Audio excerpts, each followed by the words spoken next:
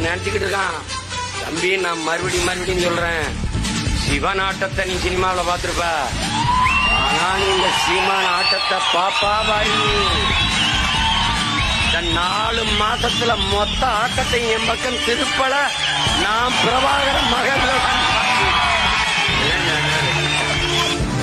பதவிக்கு நிப்பான், நான் என் மக்களின் உதவிக்கு நிக்கிறேன்.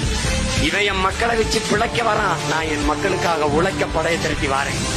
இவன் பணத்துக்கு வாரான், நான் பிறந்த பெருமை மிக்க தமிழர் என்கிற இனத்திற்கும் அதன் வானத்துக்கும் வாரேன். ரெண்டுக்கு வேறுபாடு இருக்கு. உடன் பிறந்தானே அவன் எப்படியாவது எங்களை ஆள வேண்டும் என்று வாரான். நாங்கள் எப்படியாவது எல்லோரையும் போல பெருமையோடு வாழ வேண்டும் என்று வாரோம். ரெண்டுக்கு ரொம்ப தூரம் இருக்கு. இதனால ஒரு பேரறிவிப்பு செய்கிறேன். பிரபாகரன் மகன் கோனேரிக்கோன் கோட்டையை மீட்க இன்னைக்கு பிரகடனம் செய்கிறேன். பேரறிவிப்பு.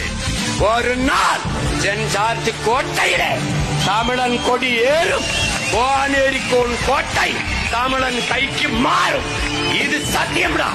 பிரபாகரன் வாழ்க, தமிழ் தாய் வாழ்க, தலைவர் பிரபாகரன் வாழ்க. இலக்கு ஒன்றுதான், இனத்தின் விடுதலை. இனம் ஒன்றாவோம், இலக்கை வென்றாவோம். நாம் தமிழர்.